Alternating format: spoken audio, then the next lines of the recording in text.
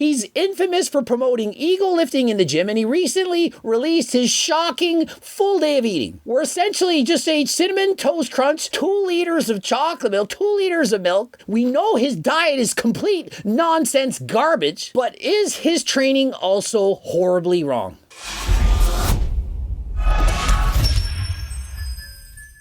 Coach Greg, in today's video, we're going over Sam Sulick's chest workout where he's trying to explode his chest faster than his YouTube channel. And in case if you never heard of this guy, he's only 21 years of age, and as you can tell, he's clearly on abusive doses of performance-enhancing drugs. He's infamous for promoting ego lifting in the gym, and he recently released his shocking full day of eating, where essentially he just ate Cinnamon Toast Crunch, 2 liters of chocolate milk, 2 liters of milk, burgers, fries, donuts, and nothing but junk. And so in today's video, we're gonna see, is his training also junk? Basic idea, probably gonna start off with incline barbell. I could foresee doing some pec deck, perhaps some cable presses. And so one thing you should take note is he doesn't have a workout that's locked in stone. Oftentimes people say they're going to the gym, you do 4 sets of 10 to 12 reps of this exercise, and then it's 3 sets of this, 2 sets of that, 3 sets of that. But in reality, most people who train in the gym don't do the exact same workout every time they go into the gym. They have a plan, a routine, something that they fall back on, but depending on how they feel, depending on what they're in the mood for, it can alter the course of their workout. If he starts his warm-up and his shoulders are sore or they're feeling aggravated, he might change the workout just a little bit to make sure he optimizes his workout. Now, if you're a beginner, this might be very difficult. You're in the gym, you don't know how you're supposed to feel. You don't know if you're having a good day or a bad day or a so-so day. And so for beginners, I do in fact suggest that you have a trainer, follow a routine, and optimize your form. But once you've been training in the gym and you're no longer a beginner, you're perhaps an intermediate or advanced lifter, you can alter your workouts. Some days, I'm just not feeling it. I don't want to push myself for doing 12 to 15 reps. I might put the weight heavier, go for 8 reps, or if I'm feeling sore, I might even go lighter. And if I'm in the gym feeling overtrained, or perhaps I'm just a little bit hungover, let's face it, we're not perfect. Sometimes we go to the gym and we just don't feel it. I still go to the gym and I still work out, I just go easier than last time. And I know I preach to go harder than last time in the gym almost every single day, but what you should do is to try to go harder than last time. You can't possibly increase your weights, reps, intensity every single time. But what you do is you attempt to. If you don't feel it, you're not feeling good, just go through the motions and finish off your workout. You'll feel much better afterwards. And the next workout that you get to the gym, of course, you then attempt to go harder than last time. Quick interruption, like the video if you liked it. And if you like my content, subscribe faster than last time so that you can be the first one to get notified. It really helps the algorithm. Back to the video. Rotating between incline barbell, Smith, and dumbbells, my chest training never gets too stale for too long. And remember, you don't need to keep changing up your workout. If you like what you're doing and you're making progress, then keep doing it. Sam says if your chest workout's getting stale, he changes it up. If you're in the gym and you're bored and you hate it, you don't like it, you're not going to push nearly as hard. So it's very important to not only train optimally, but also to enjoy your training. And if you don't enjoy your training is not optimal. And so what I'm saying is you can't have one without the other. The best workout in the world for Sam is probably not the best workout for you. And so don't simply copy his workout, learn from him, incorporate some of his techniques, some of the exercise you like, see what you think about it. And over time, after you've followed several different YouTubers, several different workouts, you can then do the workout that feels best for you. And so getting right into his first working set, he's not going to show his warm-ups. And so remember, you start off the gym by doing some cardio. Perhaps 10, maybe even 15 minutes. Warms up the body, gets the blood flowing, decreases your chance of injury. Then you start with lighter weights for higher reps, perhaps 15, maybe even 20 reps, and then you progress the weight upwards. As the weight gets higher on each warm-up set, you can then do fewer reps. And so for example, he could have done the first set of 15 reps, second set of 10, third set of 8, and then the last set, perhaps 6 to 8 reps, failing at 7. And notice the pause at the top. He's trying to get his energy back. He's trying to recover. He can bang out one more rep, but if he had not paused, he wouldn't have been able to do it. And so if you do want to push yourself maximally, make sure you have the safety pins in place. Would much prefer to see him going for a spotter, especially when doing an RP of 10, as this clearly was, because it only takes one time to get injured. He's going for the 7th rep. Perhaps he can't get it. He assumes I'll just re-rack the weight. What if it doesn't catch? What if he misses it? What if it drops down on top of him? 4 plates on each side approaching 400 pounds. That could certainly cause an injury. And so please be more careful than last time. And so on his second hard set, you can see he's decreased the weight slightly. He got 7 reps on the first set. He then gets 9 reps. After one set is complete, you're not going to be as strong, and so why use the same weight? If he had used the same weight, perhaps he'd struggle to get 5 reps. 5 reps for a guy trying to build muscle, it's not necessary. It greatly increases your chance of injury, and so it's a smart idea, as Sam does here, is to decrease the weight and go for more reps. But I notice he's not using a full range of motion. I would prefer to see him going slightly higher on some of those reps, but perhaps that's just what's comfortable for him. He does have longer arms, and he's using a fairly narrow grip, placing more emphasis on the triceps, a bit less on the chest, but this is clearly working for him. And so rather worrying about every single small little detail, did he go to full range of motion on every single rep? Was it perfect? Well, perhaps it was not. And I do think what Sam means when he says to ego lift in the gym is he says train hard.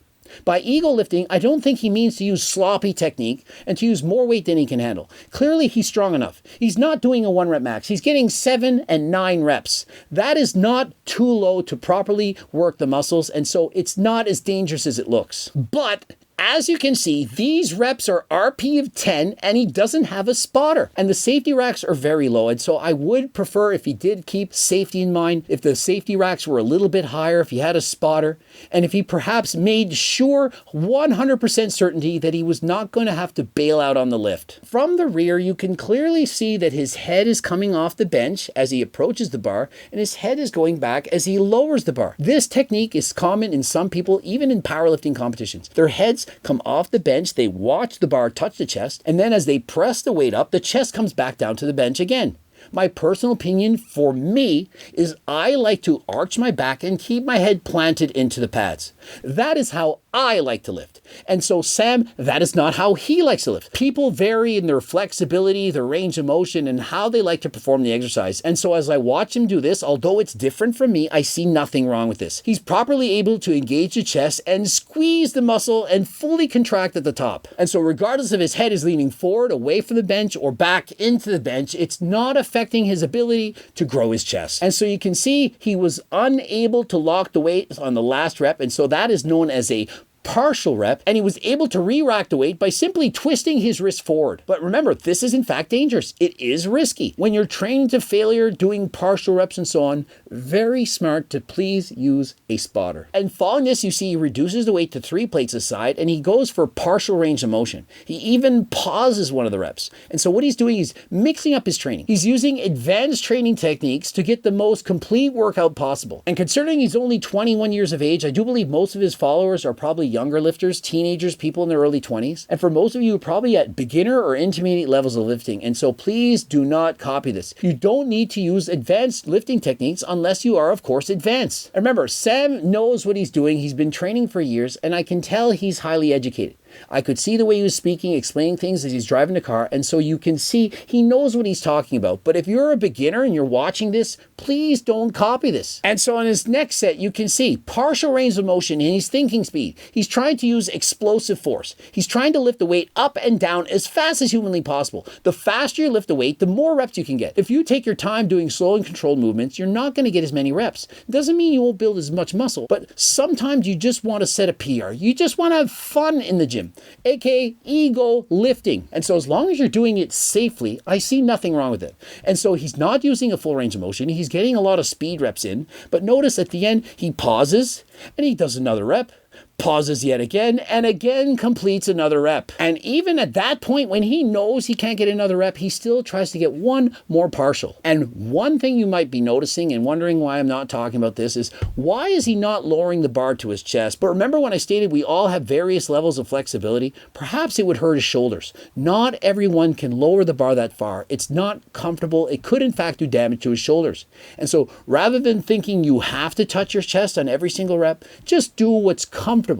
If you're getting a great pump, it feels good, and you're not touching your chest, then by all means, keep doing what you're doing. And so I see nothing wrong with him stopping 3, maybe even 4 inches from his chest doing an incline Smith machine press. And so next up, his second exercise is he's switching things up. He now wants the cables to go towards the center as he presses. He's really trying to get the fibers to squeeze and squeeze hard together. And so Sam has decided to do this with cables. You could, of course, use dumbbells instead. Use what makes you happy. Perhaps you don't have access to cables. You only have dumbbells. Nothing wrong with that. Do the same motion, bringing the bar above the chest, squeezing together, but do it with dumbbells. And again, what you notice is he's training harder than last time. These sets, you can tell he's really pushing himself. He's getting close to 15 repetitions. He may not have the prettiest form, as in he doesn't go through a full range of motion. He's not slowly lowering the eccentric and going faster on the concentric, perhaps squeezing at the top. But what he's lacking in proper exercise execution, he's making up for with intensity. And so I think I understand what he's saying. To ego lift into the gym, he's simply stating to train hard. The people who train hard, even with sloppier technique, are going to get more gains than people that use perfect technique, but they train like cookbooks. But of course, the ideal situation is that you use proper lifting technique and you train hard. Actually, on second thought, let's just do some normal cable flies. And so he's had enough of that. He's switching things up. He's going to do normal cable flies. And so oftentimes you see when people do cable crossovers, they press downwards. But in this motion, he's making it come straight forward. Rather than bringing it down, it's more straightforward. This is mimicking a pec deck. Similar motion. Whether you're putting your hands like this or your hands like this, it's the same motion on the chest. And so what should you do? Pick the one you enjoy. If you like standing up and doing your cable crossovers or pec deck flies the way he's doing, by all means do it. If you want to lay down flat on a bench using cables or dumbbells, we'll do that. Whatever you enjoy the most, that makes it fun for you, that makes you want to train and keep doing it, that is what I suggest that you do. And as you can see on the pec deck, he's doing partial range of motion. He's trying to destroy his chest. I've rarely seen anyone do this many sets to failure and beyond. My personal opinion, he's probably training harder than he needs to. I don't think he needs to do this many sets with this kind of intensity, but perhaps he's been doing this for years. If he has progressive overloaded up to this point, going harder and harder and harder year after year, then perhaps Sam can handle this. But I would caution him. If he's very sore the next day, then he has trained too hard. If the next day he gets up and he says some slight tenderness, just a little bit, then it's probably about accurate. But if he feels nothing, no tenderness whatsoever, then he can probably train his chest more frequently. And so what I like to tell people is to let soreness be your judge. If you're never sore ever, but you're still making progress, well, keep doing it. But if you're always sore, whether you're making progress or not, I would train slightly easier. But if you're just a tiny bit sore and making progress, to me, that is the sweet spot. That is where you want to be. Do a little bit of a drop set for this last one. And back to cable flies, he's actually doing a drop set, doing 2 exercises in one. He's really trying to get the maximum blood flow to the muscle. He's pushing beyond his limit. Now, my personal opinion is this workout was way too hard. I don't think in my entire lifetime I've ever done a chest workout with this much volume at this level of intensity. And remember, I'm an IFBB pro that's trained for over 3 decades. This guy is only 21 years of age. And so please, if you're a sub watching him and you're trying to emulate him, do not think that you need to train with this kind of intensity in order to make gains in the gym. He can get away with it. Perhaps he has 1 in a million genetics. For the most part, most people, if you copy this workout, you're going to be so sore you're not going to move the next day. This is beyond what you need. And so please, if you want to copy him, do it a lot easier. So I don't care recording in here. Obviously, if there's a half-naked dude next to me, maybe I'd chill out and go out in the open. And so making sure he doesn't end up on a Joey Swole video, he's recording in his washroom, but there's no half-naked guys running around. And so please be respectful. You want to be able to flex and videotape yourself in the locker room, but just make sure no one else is in a compromised position if you're doing so. This is going to be hard to get back on since it's so fucking wet. I thought that would assist in the process. But anyway, here's how I differ to Sam. I would much prefer to get rid of the pump cover right after the warm-up set and be able to check myself out in the mirror the entire workout. Why not watch what you're doing while you're training? You can actually see the fibers as you squeeze them. You can check out your form. If you're completely covered by a sweater, how do you know what you're doing? Yes, you have a mirror, but if you have a mirror and you can see the muscles move while you're doing so, it's a lot easier to see exactly what you're doing. You can see, is my shoulder slightly too high?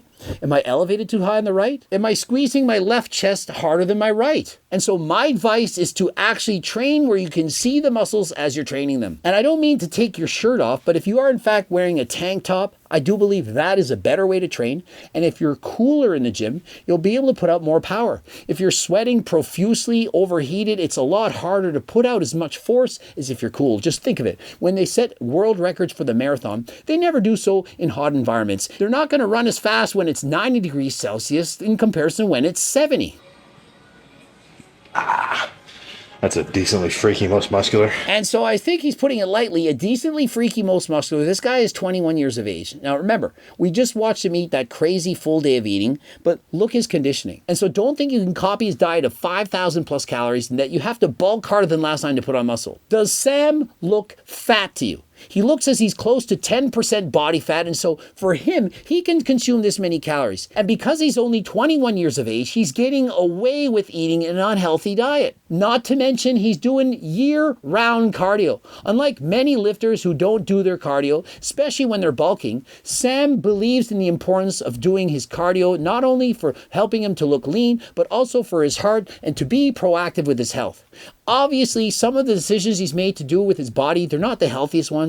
Using performance-enhancing drugs can, in fact, shorten your life. But he is at least being proactive. He's doing the things he has to do to ensure he's healthy. And so I certainly hope he's getting his blood work done, that he's monitoring his health, that he's ensuring that he doesn't doing too much damage, that his blood pressure's in check, that he's not doing serious damage to his physique. And with a chest pump, I kind of get just a whole front torso pump. And so he makes a good point. If you have a properly pumped up chest, you probably pumped up your entire upper body.